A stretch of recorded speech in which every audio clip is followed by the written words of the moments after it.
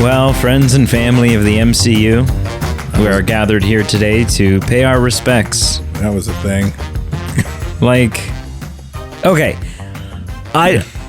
I'm just kicking things off that way because I think it's kind of funny. That's not necessarily representative of my review as a whole. But yeah.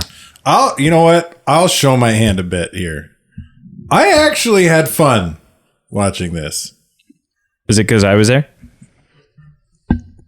Well, you weren't grabbing my leg like other podcasters I know, so that helped. Yeah. Yeah. Hello and welcome to the Movie Man Podcast. We are the B team. And you know, we just got back from seeing The Marvels, a film that is the shortest of all of the MCU films. The shortest lived in theaters, apparently, it's going to be.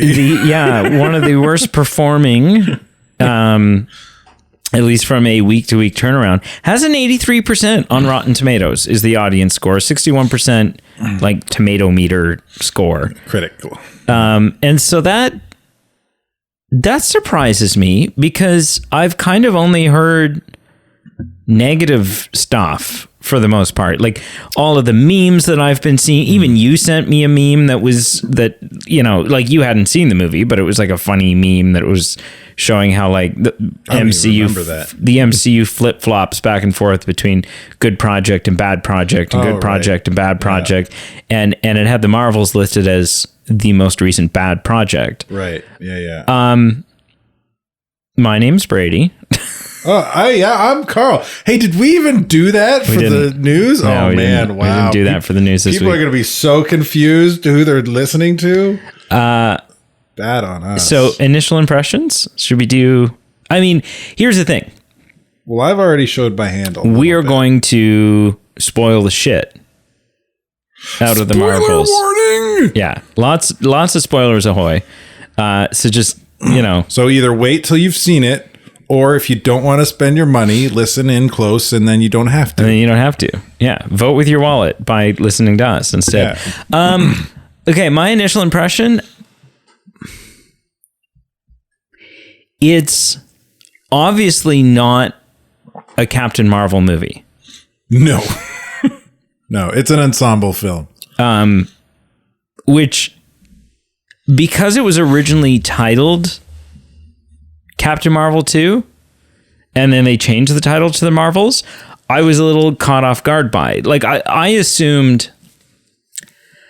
Like, obviously, that name change followed a significant story change because I went into this assuming that this was essentially still Captain Marvel 2 and it was just called The Marvels. But no, this is not Captain Marvel 2. Not in the slightest. In fact, I would say because of the focus on the Bengals... This is more a Kamala Khan movie than it is a Photon or a Captain Marvel movie. And what's her name here? I got it. Hang on. I'm going to butcher this. Emma Valini. I'm just going to call her Emma. Iman Valini?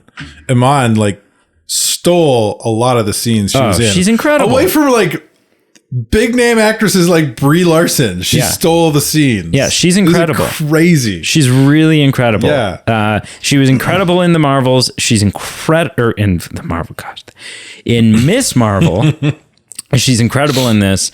So yeah, but initial impression, I have some issues with this film. There are some things that didn't work for me. And I'm not entirely sure what number rating I'm going to give this film at the end.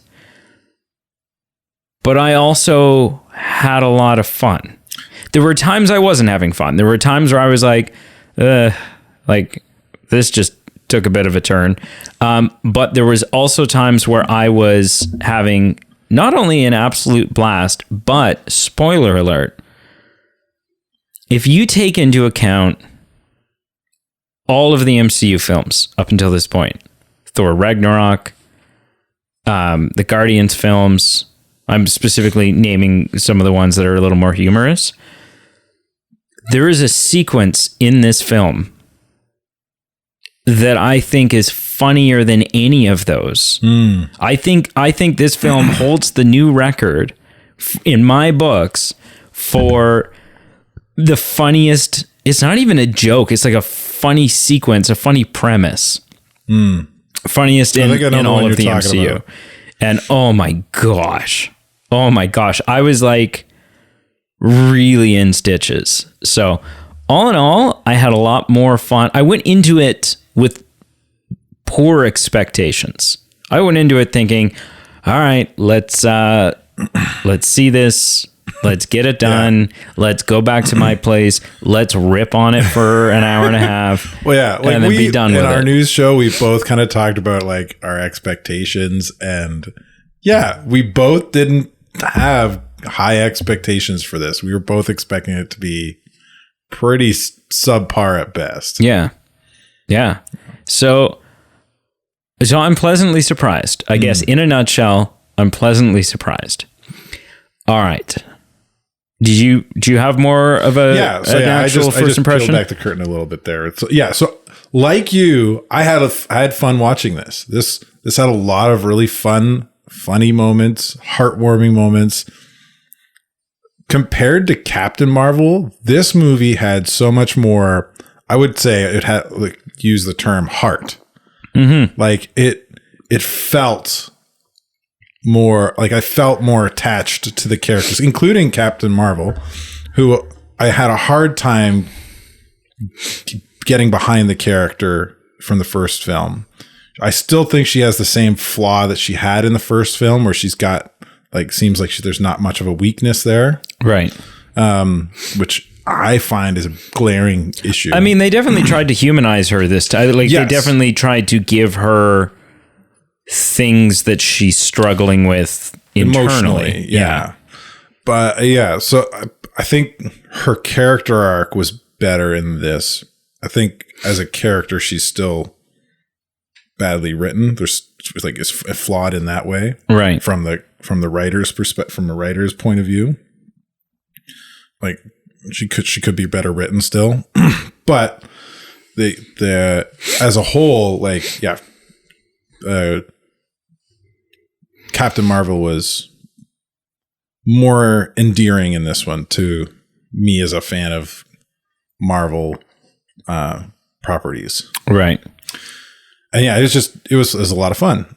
But yes, like you, there were some issues.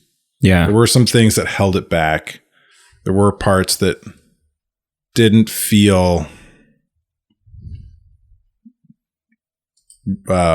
didn't come across the way that I think that they were hoping to. Didn't feel good. Yeah. Like they were hoping for an impactful emotion and it didn't come, kind of thing. Yeah. So let's talk about who's in this, because we're already kind of dancing all around that a little bit. Obviously, Brie Larson is back as Carol Danvers, Captain Marvel, and I will tell you right now, unlike in Captain Marvel, unlike in Endgame, she was one of the things in this film that did not work for me. Really? Yeah. There was a couple of... Was it her acting or the character? It was the acting. I don't want to say the acting. It was the delivery, which may have been the writing. Some of the writing's fault. It may be poor direction. It may be, a number of things. But there was a couple of lines very specifically where she was either talking about oh, it's my fault that all this happened and blah, blah, blah. And I just didn't want you to meet that version of me. And like, all this, there was a couple of lines where it felt very, just forced, like just felt like were they all like the heartfelt touching moments like that? I think so. Yeah. Where, they felt in line with, like a high school play performance. And I don't understand why, because I don't think Brie Larson's a bad actress. And so you compare so this a scene that quickly follows the one you mentioned is Kamala Khan coming back and talking to Nick Fury and saying she's gone. Monica's gone. And like, if you compare those scenes side by side, they're both supposed to be tug at the heartstrings, and that Brie Larson's fell flat by comparison. Yeah. So I felt a little choked up seeing Kamala Khan tell Fury Monica's gone. Yeah. Yeah. Which, okay. So then, obviously, Teyonah Parris is back as Monica Rambeau. I thought Monica Rambeau was great in this. I thought there was a fun kind of tension between her and Carol, because they haven't seen each other since Monica was a kid and blah, blah, blah. I didn't feel... They end this movie, obviously, with Monica getting trapped in another galaxy or another dimension. Parallel universe Earth. Which has got to be all it is. It's just another... It's the multiverse again. Yeah. We'll get into that later. We both reacted the same way in the theater. Yeah. Oh, that was the other thing. When we talked on the news show, we talked about how something was spoiled for you, something was spoiled for me. Yeah. And they were different things. They were different things, and we'll get into those. Yeah. But so the movie ends wanting you to feel sort of heart-wrenched and all that stuff. And I didn't think, at least for me, that the film had earned it.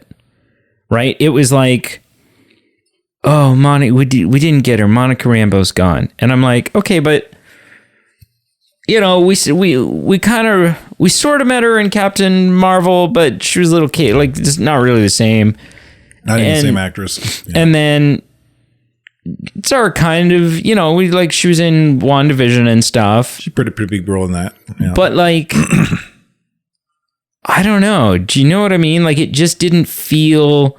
You didn't connect with her enough to feel emotionally. No, of the three of them that we could have lost through the rip in space-time, I think Monica Rambeau's was the one that was least impactful. Would have been the least impactful option to me.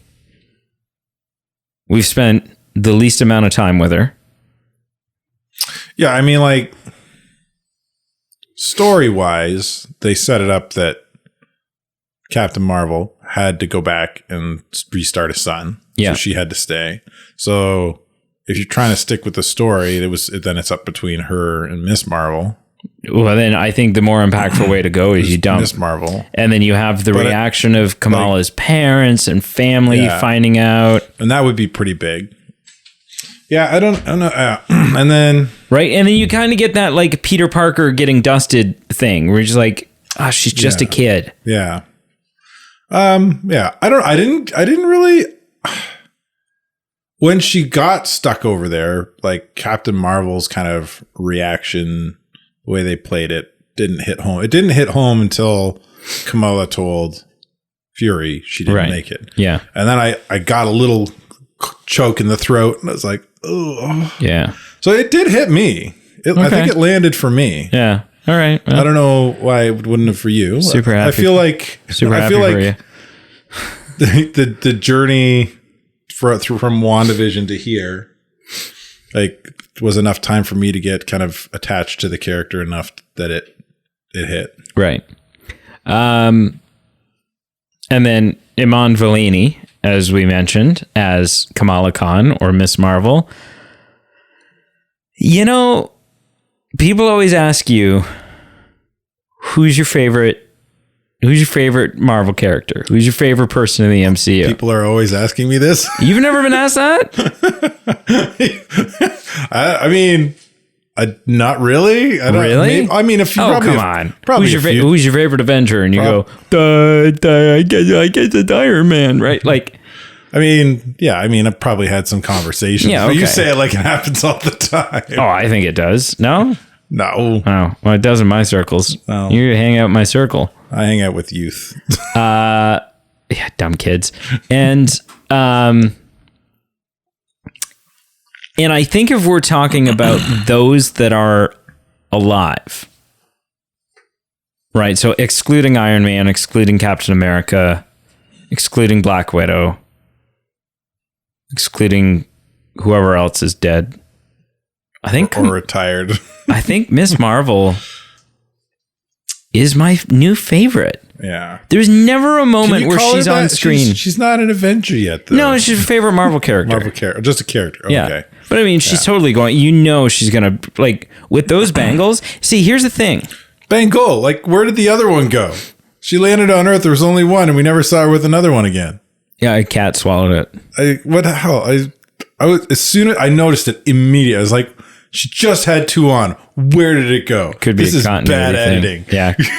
Or they've decided that it's too dangerous to keep them, like, on the trip back down. They decided, it's too dangerous to keep the two of them together. And I don't think so, because Photon had them in the other. Was it that what they call yeah, but it? I mean, just to have them, like, universe she had always both of them. together, right? To have Kamala walking around with both of them presents a big danger. But she says, like, she puts them both on. She gets asked, "How does it feel?" It's like, I was meant to have. I was born. Yeah, I was born for this. Supposed to have both. It's like, and then she doesn't have both of them. I feel like that was an editing error. Yeah, it could be. They shot that scene before that final fight scene, and somebody in the editing room missed it. They are really.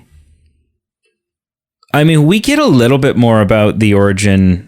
Or not even the origin.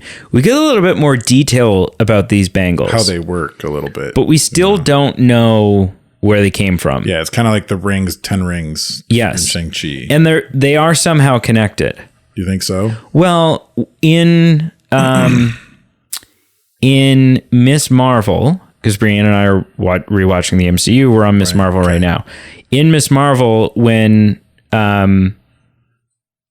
you get the flashback to her great grandmother finding the bangle, on the ground in the temple is the big. It's the bangle is in the center of a big 10 rings insignia on the ground. Oh, Yeah, so there's definitely a connection. interesting. But because that's the other thing too, right? Is I think because at the end of 10 rings, it's like, oh, the rings are calling to something. There's some sort of beacon, or what if it's calling to the bangles? What if it's like, I don't know, but the bangles are the way to get to whatever it's calling to. Yeah, maybe, but They're all about transportation. But the creating wormholes or bangles whatever.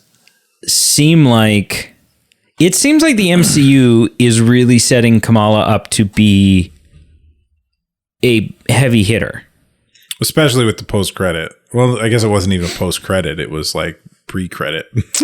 Oh, right. Oh my God. Yeah. She's going to kind of she's the leader of that. I guess she's going to be the leader. She's the new Nick Fury putting together the team. Or the new Iron Man. Or the new Iron Man. Kinda, Yeah. Because I guess I Iron don't Man know. showed up in the bar and Yeah. yeah. Yeah. Obviously we have Sam Jackson back as Nick Fury. Zero mention of any of the events of Secret Invasion. Not even an appearance of his wife. No appearance of his wife. No, hey, you know what could really help right now? Gaia, because she has all the powers of anyone ever, and including you, Carol. Yeah. Including How you. come she's not swapping when she's using Carol's powers? Right? Is she just like on a beach somewhere sipping margaritas? Oh my gosh. She has one of the She-Hulk power inhibitors. She's not allowed to use her powers. Yeah. But literally, zero mention. Yeah. Zero mention. The closest we get to a mention is we get to see a more in depth how the beam of light transport ship that he walks off of at the beginning and walks onto at the end. Yeah. works. Okay. Great. That's about it. All right. Great. That's it. How travel to the International Hero Station works, which is not what it's called. Sword. We stands for something. We have the actors that play Kamala's family. Yeah. And they're fun. It's a package deal, right? Like having them all together. Oh, that fight scene in the living room. Oh, so good. There's some great action. Yeah, this is fun. There's a lot of fun moments in this. There's a few head scratchers and a few downers, but I'm going to totally butcher this. Zawi Ashton as Darben, our villain. And I'll tell you right now, weak as shit. Yeah. Not from like a power. I'm not even talking like a power standpoint, just from like and the award for the most forgettable antagonist in all of the MCU goes to Kang. And in second place, Darben. Oh, yeah. Like, just what a poor. It really feels like they scraped the bottom of the barrel in the writer's room for, we need an antagonist. Oh, but the antagonist needs to have motive. What can we do? Oh, great. So it's a Marvel movie. So maybe Captain Marvel did something that hurt somebody and now they want revenge. Yeah. Like, yeah.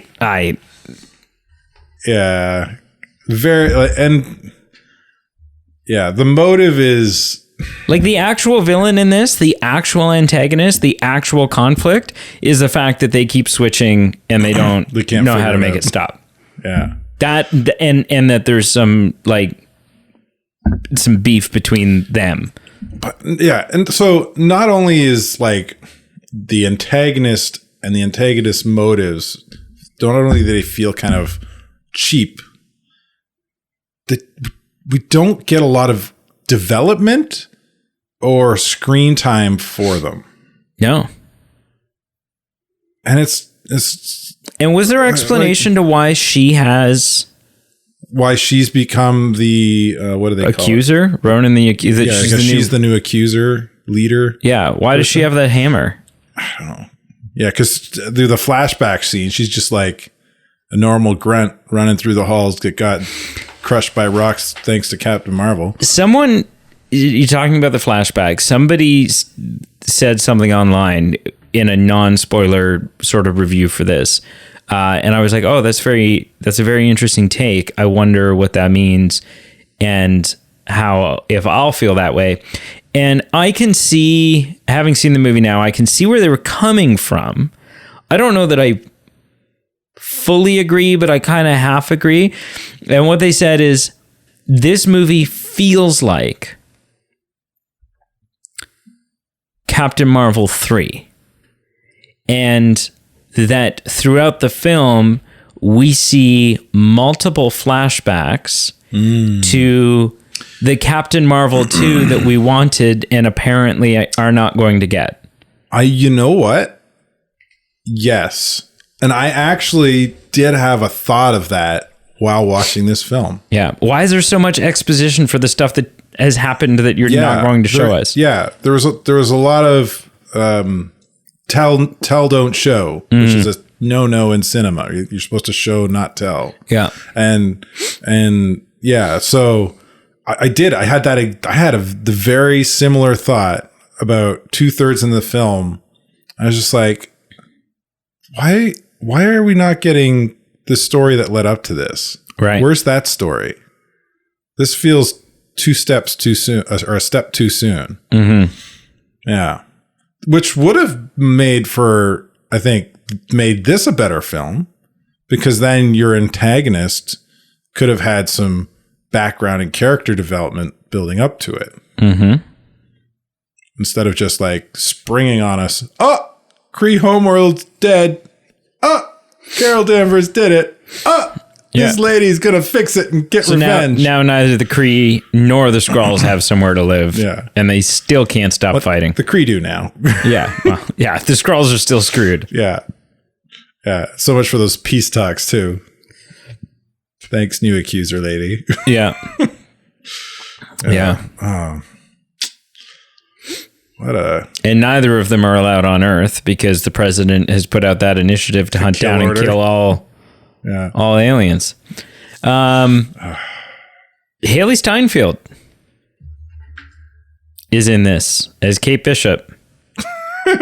Yeah. Which, it's fun to see her. It's fun to see the dog. She's still in that apartment. She's got the suit. She's got the, I liked her character quite a bit in the Hawkeye series. And so that's always fun. But in the biggest bonehead moment that I've seen all day, and possibly a lot of the inspiration that I had in my whole starting this episode out like the MCU's funeral, why in blue blazes is Marvel choosing now? The moment when they are floundering, the moment, and this is the asinine thing, because this tells me, the timing of this tells me that Marvel thinks that this is the solution. This is the answer. This is what's going to get us back on track. When the end of this film sets up the Young Avengers. That sets it up like the almost identically. Do you think you're the only kid out there with superpowers? Although I loved Kate Bishop's response. Well, I'm 23. I'm not a kid. Yeah. Young Avengers. I don't. Maybe they need a team to go up against the Thunderbolts. This is one of those things that works super well in the comics and maybe will work pretty decent in a Sunday morning animated YTV, whatever it is, kids show. I don't know when your MCU is already so inflated, so convoluted, you have so many different characters. And rumors are going around, well-informed rumors, it would seem, that you're going to use Secret Wars to do a big purge and get rid of people because you recognize that this is already too inflated. And to introduce Young Avengers, a team of, let's face it, B-listers, a team that nobody cares about. It just seems really, really not even short-sighted, just like no-sighted, lack of sighted. If the MCU was in a clearer place, this would have probably hit better. If this announcement was coming hot off the trails of Endgame, we would all be super receptive and be like, oh shit, okay, let's see where this goes. Like, what's the plan? Yeah.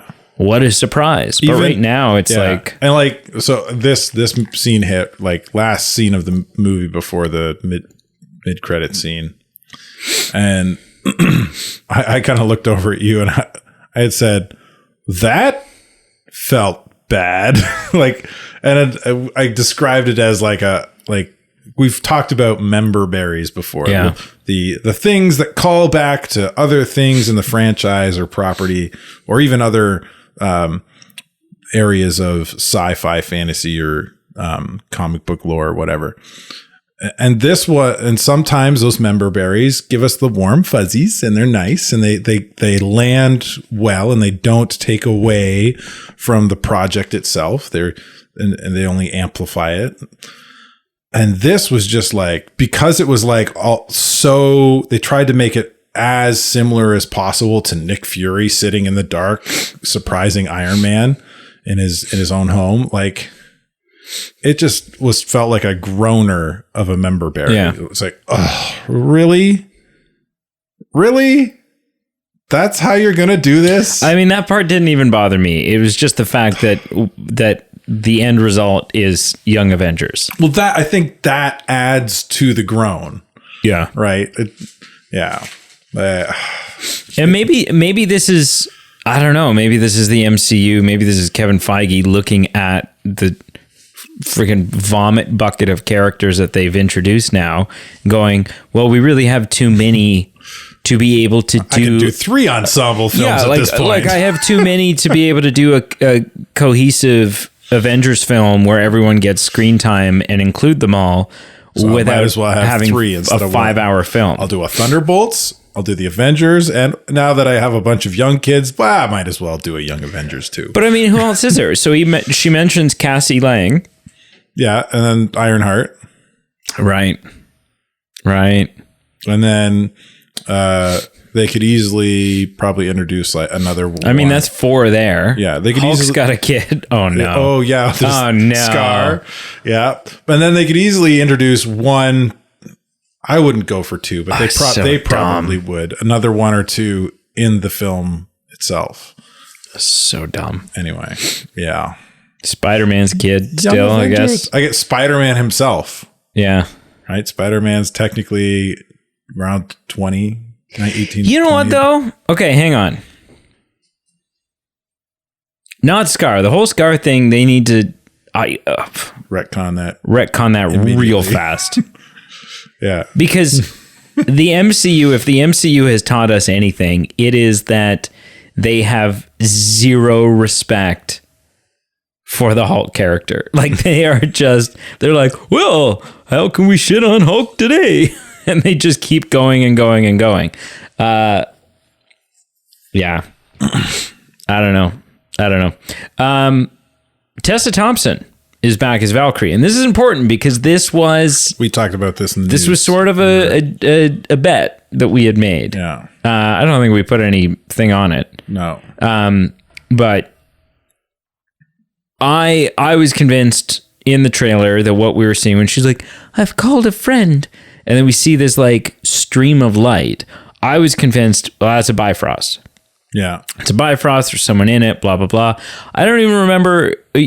I thought your opinion was so stupid that I didn't know. Oh, okay. It was just Brie Larson's character flying. Right. Turns out it was a Bifrost. It was Valkyrie. Yeah. Not Thor. And it was super pointless. Yeah, it was very there was no need for those Skrull characters to even be on that ship. Not at all. Yeah, they had their own ship. They left on that ship. But I mean, Valkyrie, different ship. What does Valkyrie even? It's not like Valkyrie's then in the rest of the film. Yeah. Well, and on top of that, how is she controlling the Bifrost? Exactly. Well, she must have had Thor send her. I mean, she's the king of Asgard. But Thor's off and who knows where with love. Yeah. Right. He's not on Earth hanging out. Right. He's got a daughter now. With Korg playing. Oh yeah, found another kid. Yeah, found another kid. Love is part of the Young Avengers. Oh, so stupid. That big, massive. So that whole thing was pointless, and it kind of felt like it was only in the movie because it was in the trailer, and it was only in the trailer because maybe that'll sell some tickets. Like it just felt forced in. And then really the only other big name that we kind of have to talk about is not until a post-credit scene. So maybe we'll sit on that for a couple seconds here. Is there anything like you mentioned some other things that didn't work for you? So let me think. Okay. So I have mixed feelings on the training montage. Okay. Because on one hand, it was kind of quirky and fun. Yeah. But on the other hand, it was like, what are we doing here? Like, is this where Marvel's come to? I mean, it's not like they played Eye of the Tiger. I know. They're playing jump rope and catch the ball and switching back and forth. And I mean, on one hand, yeah, you're drifting through space. What are you going to... It's fun. They got to kill some time. They got to figure the powers out. That seems like a good team building exercise to figure it out. And they were testing so silly. They were testing their hand-eye coordination and their dexterity skills with. Well, and just they were getting used, like you could see it as they went along, like because when they first started switching, they're getting like thrown across the room. So they're getting used to like, oh, okay, this is how I'd not get thrown across the room when I switch. Yeah. Right. This is how we communicate when we want to switch. And it played. So I'm mixed feelings about it. Right. I don't hate it. I don't love it. It kind of meets somewhere in the middle of kind of like it's enjoyable, but it's weird. Right. Right. Yeah, it's kind of like a beet. The food. Yeah. I don't like beets. Me neither. Because I can't wrap my head around it. Right. They just taste like soil to me. Tastes like dirt. Some of it tastes like dirt, but then there's like a sweet savoriness to it or something. And it's just like, I don't know what to do with this. No. See, and you and I agree with that, but then there's another food that I don't like for the exact same reason, because it literally tastes like dirt. And I don't mean that figuratively or insultively. I mean that as like literally it tastes like dirt, but you like it. And that's where you and I differ. Liver. Fresh liver is different. Tastes you gotta like get dirt. It like straight out of the animal 1 hour later. Well, the only time I've ever had it, you made it for me, and it tastes like dirt. Yeah, it's pretty good. I don't mind that. Don't mind me some dirt. Mind me some dirt liver. Yeah. So that scene, was a kicker. It didn't ruin the film. It. I think at the end of the day, it added to the fun, kind of quirky tone of the film. But it was just kind of like, when you think of like a training montage, that's not what you'd think of. It's the eye of the tiger. Like, yeah. So, yeah, it was all right. It didn't quite land perfectly for me, but it didn't ruin the film either. Right. Yeah. Yeah. And I think the only other thing that kind of did I can't say anything more about it than I have about the montage. It kind of did the exact same thing, was the water planet. Okay. Right? Where singing is how you communicate. Yeah. So because I was going to ask you, what did you think of that? Yeah. So it's pretty much the same thing. Like, what is this? This is so out of left field and weird. It feels like a Taika Waititi thing. Yeah, it on one hand, I mean, it's an alien civilization. Of course they speak differently than other people. Sure. But they can't, at the same time, they can't understand normal English, even though they're singing in English. Yeah. Unless you've got some kind of harmony in your voice. They can't understand you. That wasn't bad. Thanks.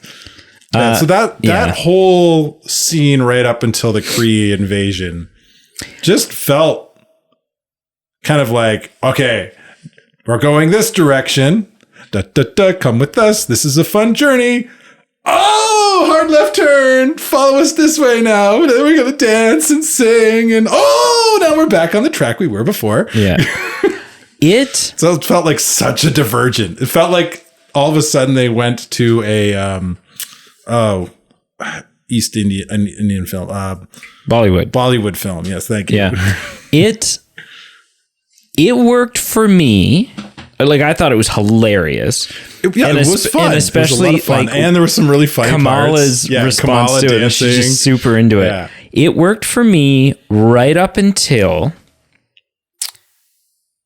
the song between Carol and the prince. When Carol has the like magical outfit change. I didn't even mind that. That was whatever. Right? Didn't mind that because we've seen that like her in Captain Marvel, her like Kree suit, she can just like change the colors on a whim on her like little wrist. Right. And so I don't know, alien tech, right? Whatever. Okay. So that didn't bother me. It felt all of a sudden it felt like, oh, right. Disney owns Marvel. Like, it just felt like new Disney princess this Christmas. Like, it just felt weird. And then I didn't find that part funny, and I wasn't laughing. Although I will say that what I did laugh really hard at was the whole, oh, he can just talk normal because he's bilingual. Yeah, that was funny. Like, that was really funny. And so, and you know what? The film had a lot of those moments. It had a lot of moments that were supposed to be funny that I don't think worked for me, but paid off with a really funny punchline at some point. Yes. Right? Where it was like, this isn't working for me. This isn't working for me. Okay. Yeah. That was good. We both definitely like laughed out loud, like not a big belly laugh, but like, that's funny. Yeah. And so there's a number of those. Yeah. It was, So that part I didn't mind too much. I thought it was kind of funny, but yeah, it did feel like a Taika Waititi movie or something. Felt like, and especially the fact that it felt like it went very off the rails. She had to be married to him, and like that whole world felt Thor Ragnarok. It felt like being on before they introduced whatever that planet inhabitants when they were landing. I was getting like, is this like what, Olympus? Right. Like, because it kind of had that look from Love and Thunder. Yeah. Kind of had a bit of an Olympus look to it. So that was interesting. So something, and I think I've listed most of the things that didn't really work for me. I mean, it was just kind of a crummy villain. Mm-hmm. Some of the delivery, some of the lines, I wasn't buying into the chemistry. And that one song and the singing planet, I was like, meh. And Valkyrie's whole thing being pointless, and the Young Avengers being a horrible, horrible, horrible, horrible, horrible, horrible, horrible idea. I think one less horrible than there is warranted. Oh, I don't think it's that bad. I overdid it by one. Yeah. Like, it has the potential to be really fun. But my God, the fact that there are 350 people on this ship that needs to evacuate, and if they really, really pack the remaining escape pods full, they have enough room for about 150 of them. The remaining like one or two escape pods. What is the solution? Well, fortunately, Goose has just given birth to a full litter of other, what are they, Flarkins? Flarkins? Something like that, yeah. Not only a full litter, there's like, coincidentally, like more than a litter. There's like 2 or 3 dozen of these things. Up until this point, I'd like to point out a couple of things. I didn't realize Goose wasn't a boy. I thought Goose was, I was like, Goose seems like a boy name to me. Yeah, I said, okay, all right. Thank you very much, Top Gun, for messing that up for me. So I was like, okay, so Goose is a girl and has laid a whole bunch of alien eggs. Has had a full litter of alien kitten Flurkins who look nothing like Goose. Like, there's just this wide array of cat species. How do Flurkins reproduce? All kinds of genes going on. Well, and that's the thing, is when has Goose come in contact with another Flurkin? Well, he's been hanging out with Carol Danvers for a long time. Maybe while she was like on some planet. And Goose is old, fighting around. Goose is an old cat. Yeah, how long is Flurkin? How long do they live? How long does their gestation, or not gestation? Gestation? Is that the right word? How long does pregnancy. Does a Flurkin stay pregnant before giving birth? And they're not like, it's not even really giving birth. She's laying eggs. Laying like larvas. They're eggs. They're definitely eggs. Yeah. All over the place. Like weird soft eggs. Yeah. Like meat eggs. Alien xenomorph eggs that are purple instead of weird tan color. Yeah. But I loved that. Okay, so the fact that then the solution is have the Flurkins just start swallowing all of the crew so that we can transport the Flurkins this is the scene you were alluding to earlier. And I agree with you. It was so much fun. And it was the announcement on the intercom. Going. Please stop running. Please remain calm. Stop running. Stop running. Let the flurkins eat you. Yeah. And then just like this continued, like almost annoyed, like, stop running. Please stop running.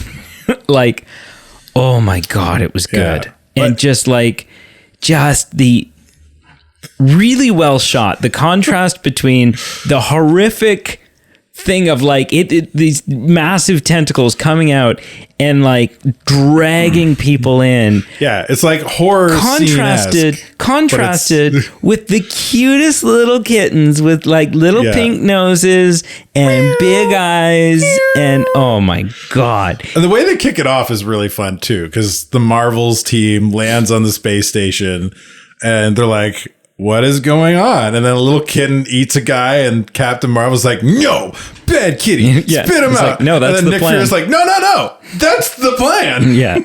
So we're hurting cats now? Oh, it's so good. We're hurting cats now. So good. It was so good. Yeah. That was a really fun scene. I do have a big beef, though. Oh. Not with this film. Ooh. With Disney, with Marvel, however you want to. Okay. However you want to swing this. Swing it. So, there was a trailer, the final trailer that came out before this film. Shows a bunch of like flashbacks of Endgame and stuff like that. Shows like all of our different heroes, and there's some dialogue of like, oh, there will always be heroes and blah, blah, blah. And we've defeated Thanos and, you know, like all this stuff. And it's just like these like fading flashes of like Iron Man and all this whatever, right? It's like, what do they call them? They're like legacy trailers or something. Sure. And in that trailer, Carol Danvers says, we defeated Thanos, but it's still not over, which obviously is a line that's not uttered in the film. That's fine, whatever, that happens sometimes, right? It was a different take, it's a deleted scene, it's whatever. There's also a shot in the trailer, or a sound bite of Josh Brolin, who played Thanos, saying, my work is not done. There will always be others to finish what I've started, or something to that effect, right? And while he's saying that, shots of Darjen or Darjen or Bard, whatever, the villain in this one shows. Okay. And so Disney, those floor-licking asshats, knew full well what they were intending to do. They knew full well that anyone who saw that trailer was going to walk away thinking, holy shit, this film is connected to Thanos's thing. Like, this is the continuation of this is a trailer for the Marvels. Yeah. We're talking about, right? Yeah, okay. yeah. For some reason, I was trying to like think of when did this happen in the show we just watched. No, you're talking about it's a trailer for the Marvels. Before the Marvels came out. And so anyone who saw the trailer is walking away thinking like, holy crap, this is connected to this is connected. And what Darjen is doing is sort of picking up where Thanos left off and following in his footsteps and doing whatever. And Disney was the editing of that trailer, like, that is the point. That is what you are supposed to take away from that trailer. This film doesn't have a goddamn thing to do with Thanos or really, to be fair, anything that's going on within the MCU right now. This is a pretty standalone film in terms of the MCU ethos right now. There is some minor 5-year blip conversations because of Monica Rambeau's mom references. Yeah. And there is the post-credit scene where we see where Monica Rambeau ended up. But there's nothing about the multiverse. There's nothing about Kang. There's nothing about. Well, there's multiverse stuff. There's multiverse, but unintentional multiverse. But it's not. They don't dive into it. They're just like multiverse. Remember multiverse. Remember. So yeah, remember this property we bought? Remember? So that to me is that's my biggest frustration.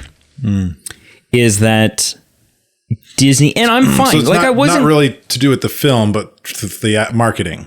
It has 100% to do with the marketing and how it was a deceptive, slimy thing to do. Yeah. Right. And I'm not upset that this film has nothing to do with Thanos. I went into it very curious, like, oh, because of that trailer. Like, I didn't realize, I had no idea that this was gonna, and of course it doesn't. And it was evidently nothing more than a slimy tactic on Marvel's side to sell more tickets because the projections prior to the premiere weren't looking very good or whatever it was, and they're like, oh shit guys, we got to put out a trailer that tricks some people into seeing our movie. And that is slimy. Yeah, really slimy. That's not cool. I'd agree with that. I never saw that trailer, so I'll send it to you. I'll make you watch it. I mean, I've already watched it, the show, so I'm well, no, but that's okay because the trailer's got nothing to do with the show. I already saw it. I don't care. I'm not gonna watch it. But yeah, so I don't know. Yeah, I don't know. Slimy. So let's talk post-credit scenes. Let's talk CGI. Yeah. Post-credit scene number 1. Hank McCoy. Let's talk something that has always been a practical effect up until now and done relatively well. Not relatively. I'd say really well. Even 20 flipping years ago. Looked great. Yeah. Now 2023, almost 2024. It's like a cutscene from a video game. Uncanny Valley much? Oh my gosh. Just like lazy, like earlier today we're talking about AI creating an Instagram model. Like this AI is making this digital being beautiful looking, like hard, very hard to tell whether it's CG or not. Oh, I don't think you can tell. And then we go and we watch this movie. Yep. Yeah. Okay. I could see why a studio would want a AI to make their CG. So obviously in the post-credit scene, we find out that Monica, who got trapped in the other universe, other reality they call it, because sure, let's throw in another term into the mix. We already have timeline. We already have multiverse. Why not throw in reality? Yeah. Dimensions probably been thrown around there. I think that in Shang-Chi, it's dimensions. Yeah. I'm pretty sure realm in Miss Marvel with where the Jinn are from. Right. And so holy shit. Yeah, let's throw in another one. Let's throw in another word. There's verses. There's the microverse. Yeah, let's just because people aren't confused yet. Let's get them where we want them to be and confuse the hell out of them. Let's make them have no idea what the hell's going on, so we can do whatever we want. And so, anyways, Monica wakes up in a some kind of medical ward. Yeah, because all of a sudden, everyone can breathe in space. Even though she starts this film out in a spacesuit out in space. Yeah. Now she doesn't need the spacesuit. Good for her. Well, when she's all powered up, we kind of see that I guess she doesn't need it. Kind of the way Captain Marvel does. And so she wakes up. She's in a medical facility. And next to her is Mama Bear. Mama Rambeau. And she's not wearing a red bandana. And that's for anyone under 40, that was a Rambo reference. And so she, and this is a fantastic emotional response. I was talking about how Brie Larson's emotional responses weren't landing for me. Monica's response here, her shock and just overwhelmed feelings from seeing Flood her of mom. emotions. Oh gosh, it's so good. Yep. And her mother looks at her like she's ape shit. I don't know who you are, lady. Yeah. And Get so this crazy lady off me. Hank. And so, yeah, so it turns out that's not her mom. Well, it is her mom, but it's her mom from another multiverse, and presumably one where She doesn't have her. never had a child. Yeah. Yeah. And so It's also interesting to point out, and they don't allude to it, but she is wearing both bangles. she is. And what and they called her, what's her character's name? Binary. Binary. Yeah. Is that an X-Men? Yes, I believe so. X-Men Binary. Ooh, okay. Yeah. So Binary is actually a Carol Danvers duplicate in the comics. Yeah.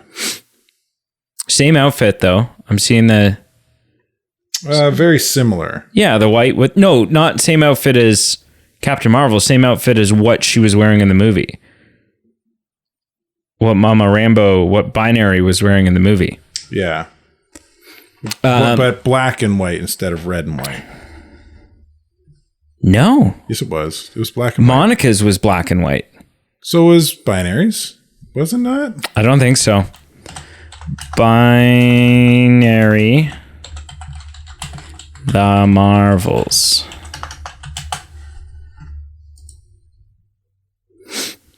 Oh, come on. Surely someone's taking a picture of the screen. I have one, but it's not. Oh, is that red? Maybe it is. It's a really bad shot. Oh, I backed up too far. Yeah, that's the one I found. It kind of. Yeah. That's definitely red. Yeah, okay. I am misremembering 5 minutes later. And so, yeah, so, and then we see Hank. We see Hank McCoy, Beast. Not just any Hank McCoy Beast. Kelsey Grammer. Yes. Hank McCoy Frasier Beast. Which, so, yeah. Yeah. So, and this all... The best Beast, might I add. This all begs... You don't like Nicholas Hoult? I didn't not like Nicholas Hoult, but... You don't like Lex Luthor? No. Kelsey Grammer just... Oh, yeah. The air of sophistication. Yeah. That Beast should have, and intelligence. Kelsey Grammer just... Well, yeah, because Nicholas Hoult is playing like a young, unwised up version of him yet. But yeah, and this all begs the question, because it wouldn't be an MCU film if it didn't end with something where I go, okay, wait, but... What the F? Yeah, so is that... Which version is this? Which timeline? Which multiverse? So this is the question. Is this Hank McCoy... Like, is this in here? Is this going to be the tie-in? Is Monica Rambeau going to show up in Deadpool 3? Like, is Hank McCoy going to show up in Deadpool 3? Well, I mean, it's the Fox X-Men universe that Deadpool's coming presumably. from. So this was spoiled for me, and then I was like, well, I might as well dive into it. So I went to Screen Crush, my go-to for deep dives into trailers and breakdowns and stuff. And they had a bunch of theories. And one of the far out there theories is like, maybe this is the universe that Doctor Strange landed in when he met Professor X. Well, because, they played the da-da-da-da-da music there. They played it here. And then like, yeah, it could be. And it doesn't have to be like, we don't know at what point in time Doctor Strange landed in that universe. So maybe he landed in that universe 1,000 years before this point in time. Fair. but we do know that Deadpool is coming from the same universe. Like, we do know that the X-Men universe that is going to be represented in Deadpool 3 is the Fox X-Men universe. That's been confirmed? Yeah, well, because Hugh Jackman says, everyone's like, well, we thought Wolverine died in Logan. And Wolverine says, or Hugh Jackman says, he is Wolverine. Hugh Jackman says, he did, and that still stands. The events of Deadpool 3 take place before the events of Logan. And so it's the same. That to me says, because otherwise you would say, oh, no, it's a different, I'm playing a different Wolverine, right? So, or a different version of the character. So Wolverine with Deadpool go time/universe hopping on this adventure they're about to go through. Yeah, Bill and Ted. At some point, everything goes back to normal in the Fox universe, and we end up with Logan. And you end up with Logan. Yeah, Wolverine. So Deadpool gets what changes and alters in a different in the MCU at that point? Then, well, maybe nothing, right? Because by the time you saw. Maybe nothing. Well, no, nothing probably nothing, right? Because here's the thing, right? It just treat Deadpool 3. Treat Deadpool 3 as a prequel to Logan, right? And that in Logan, when you watched Logan, all of the events that were going to take place in Deadpool 3, let's say they already had taken place in that world, right? Which could explain one of the reasons why in Logan everything is so wildly different. Like, the world is a much different place in Logan than it is even at the end of Days of Future Past, when everything's righted and Cyclops is back and Jean's back and Storm's there. And, it's a different getup. Right. So I don't know. Part of me wants to think that this is the Hank McCoy from X-Men 3, The Last Stand. Yeah. Just because he got done dirty by being Hank McCoy in one of the worst X-Men films. But also for me, that's one of those fun member berries. That's like the Toby Andrew thing, right? Where you're like, oh, it's all connected, right? But then I don't know, does that complicate things? And what does that mean? Why does only Deadpool come over? And then I guess that's fine. Just Deadpool comes over, and then we end up with. See, it's still so messy because now the MCU. It's a complete mess. It's not any better. The MCU has established that in other universes there are mutants out there. Yep. And there are the X-Men out there. And there are the Fantastic Four and absolutely everyone else that we've already seen. And so the question becomes, how are they going to do this? Right? Because either the X-Men that they bring in to the MCU are going to be the Fox X-Men, are going to be James Marsden and whoever else. And the explanation is that they just came from a universe where where it was them, or it's not going to be them, and 616 are going to get their own X-Men, in which case you're back to the question, well, where and why and how and where the hell have they been all this time? I'm telling you, just implode the whole thing, do that New York, fight for New York scene, do the circle around, except it's the X-Men instead of the Avengers. I'm telling you, that's the way to do it. I'm gonna keep driving that nail into the ground until it hits Disney headquarters and they smarten up. All right. Do you have anything else to hit on here? I don't know. Yeah, I don't think so. Fun movie, some weird stuff, some not good stuff. Yeah. Yeah. Didn't clear anything up.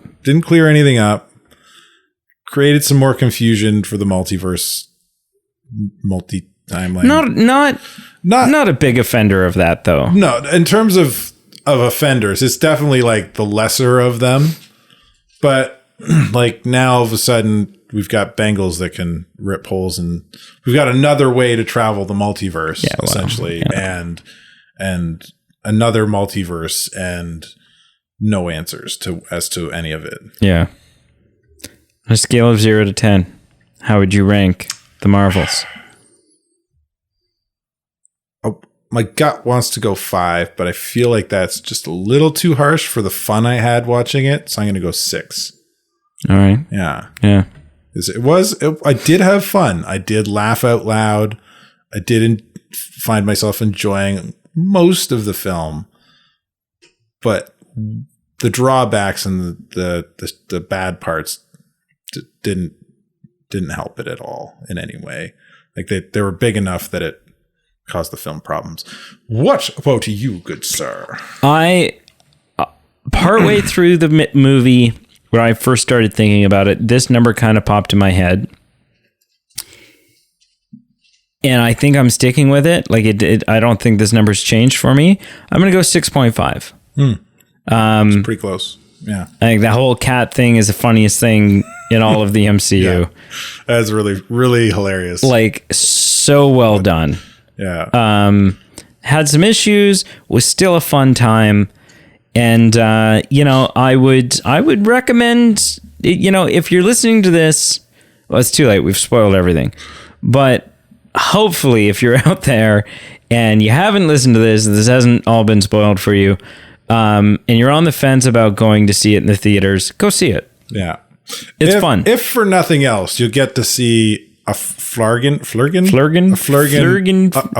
groom itself, which is... that was intense.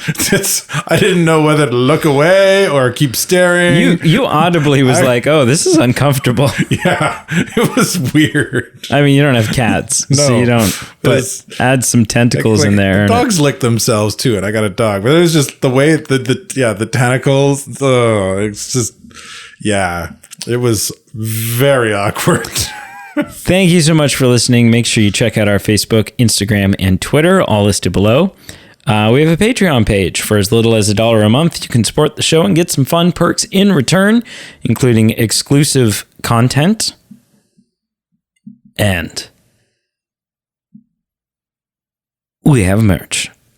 I'm still at Brady's, so if you want something from this office of his, just send me a DM real quick. Yeah, I got a lot of like real sentimental, irreplaceable things that only mean something to me because Batman glasses, a Luigi toy, a skeleton.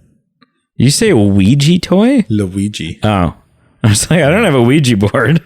There's a bobblehead, but instead of a stormtrooper body, it's got a AT-AT body. Yeah, that's a full collection of Burger King. Oh yeah, I see the rest toys. of them now too. Yeah, there. Yeah. Got a 3PO and a Rex Skywalker. Is that Padme on the far left? Yeah. Oh, and even on the bottom. Is that Padme on the left or right? No, it's Leia. Leia on the top. Okay, there's Padme on the bottom. There's a Luke. Is that Darth Vader knocked over? Yeah, he doesn't have a... Doesn't look very He's the only stable. one that can't stand up. Yeah. He's just got a rounded bottom on him. He's a very unstable bottom. And a Chewie? You need to get like a clear base stand for it. Yeah, I don't care that much. I don't care that much. Anyway. Yeah, let me know if you want any of his stuff.